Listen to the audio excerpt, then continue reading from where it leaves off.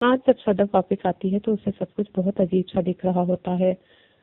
اس کے لیے دنیا کچھ الگ ہی رنگ کی ہوتی ہے، کیونکہ اس کے شوہر نے جو اس کو ہر وقت پیار کے دعوے کرتا ہے، جس نے اس سے صرف محبت کی خاطر ہی شادی کی، اس نے اس پر اب ہاتھ اٹھا لیا۔ صدف جب واپس آتی ہے تو ہمشا اسے کہتی ہے کہ سر تمہیں بلا رہے ہیں، انہوں نے لاہور کے پروجیکٹ کے بارے میں تم سے ڈسکشن کرنی ہے۔ صدف کہتی ہے اگر میں سر کے آفس میں گئی تو سر کو سب کچھ پتا چل جائے گا۔ ہمشا کہتی ہے کیا پتا چل جائے گا؟ وہ تو مجھے بھی پتا چل رہا ہے کہ آج تم بہت ٹینشن میں ہو اور تمہاری آنکھوں سے بھی سب کچھ دکھائی دے رہا ہے۔ صدف کہتی ہے کیا دکھائی دے رہا ہے؟ تمہیں کیا پتا چلا ہے؟ ہمشا کہتی ہے ایسا لگتا ہے جیسے تم ساری رات روئی ہو اور سوئی بھی نہیں۔ کیا رات بھی وہ دانیہ کے پاس گیا تھا اور گھر نہیں آیا کیا؟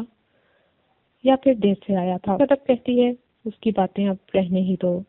ہمشا کہتی ہے آخر کیوں، کیا ہوا؟ صدف کہتی ہے جب دوست ہی گھر لوٹنے پر آئے تو پھر کیا کیا جا سکتا ہے؟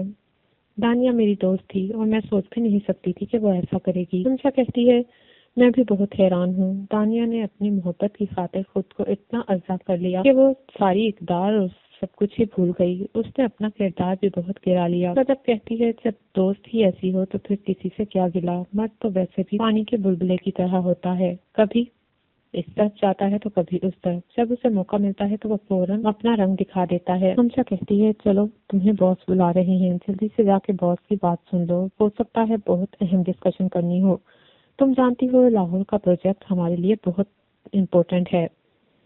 صدف آنکھوں سے آنسو صاف کرتے ہوئے وہاں چلی جاتی ہے۔ جب وہ بلال عبداللہ کے آفس میں پہنچتی ہے تو بلال اس کی آنکھوں میں دیکھ کر ایک دم سے دنگ رہ جاتا ہے۔ تھوڑی دیر تو خاموشی چھائی رہتی ہے، پھر بلال بولتا ہے کہ مس صدف آپ کچھ پریشان لگ رہی ہیں۔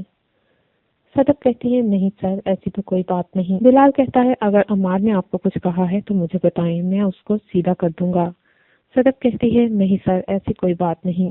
بلال کہتا ہے کہ آپ کی آنکھوں سے ایسا لگتا ہے جیسے آپ ساری رات روتی رہی ہوں، آپ کی آنکھیں بہت سرخ ہیں اور ان میں اداسی ڈیرا جمائے ہوئے ہے۔ آپ کی آنکھوں کو کس نے تکلیف دی ہے؟ ان خوبصورت آنکھوں کو کس نے رونے پر مجبور کیا ہے؟ صدف کہتی ہے سر یہ میرا پرسنل معاملہ ہے، میں اس پر ڈسکشن نہیں کرنا چاہتی۔ بلال کہتا ہے ٹھیک ہے، میں بھی آپ کے پرسنل میٹرز کو یہاں پر ڈسکس نہیں کرنا چاہتا، لیکن میں آپ کو یہ بتا دوں کہ اگر آپ کو کوئی بھی پریشانی ہو یا آپ کو میری ضرورت ہو تو آپ فوراً بلا جھجک مجھ سے کہہ دیجیے گا، اگر ممکن ہوا تو میں آپ کا ہر مسئلہ ریزالو کرنے کی کوشش کروں گا۔ صدف کہتی ہے سر شکریہ، سر آپ نے مجھ سے لاہور کے پروجیکٹ کے بارے میں کچھ ڈسکشن کرنی تھی۔ بلال کہتا ہے کہ ہاں میں نے آپ سے بات کرنی تھی کہ آپ تسلی سے یہ پروجیکٹ کیجیے گا، کیونکہ یہ پروجیکٹ ہمارے لیے بہت امپورٹنٹ ہے۔ باہر کی کچھ کمپنیز اس میں شیئر ڈال رہی ہیں اور اس میں وہ انٹرسٹ دکھا رہی ہیں، اس لیے ہمیں اس پروجیکٹ کو بہت دھیان سے کرنا ہے۔ آپ کو میں نے صرف اسی لیے یہ رسپانسبلٹی دی ہے کہ آپ بہت رسپانسیبل اور بہت سیریس ہیں، مجھے آپ کی قابلیت پر کوئی شک نہیں۔ صدف کہتی ہے سر میں آپ کو شرمندہ نہیں کروں گی، انشاءاللہ جیسا آپ چاہتے ہیں ویسے ہی یہ پروجیکٹ مکمل ہوگا اور بہت جلد ہوگا۔ میں اپنی پوری کوشش کر دوں گی اس پروجیکٹ کو ایکٹیویٹ کرنے کے لیے اور پرفیکٹ بنانے کے لیے۔ بلال خوش ہو جاتا ہے، وہ کہتا ہے مجھے آپ پر پورا یقین ہے، وہ یہ کہتا ہے اور وہاں سے صدف چلی جاتی ہے۔ لیکن بلال یہی سوچتا ہے کہ صدف آج بہت زیادہ اداس ہے، ضرور اس کا عمار سے کوئی نہ کوئی جھگڑا ہوا ہے۔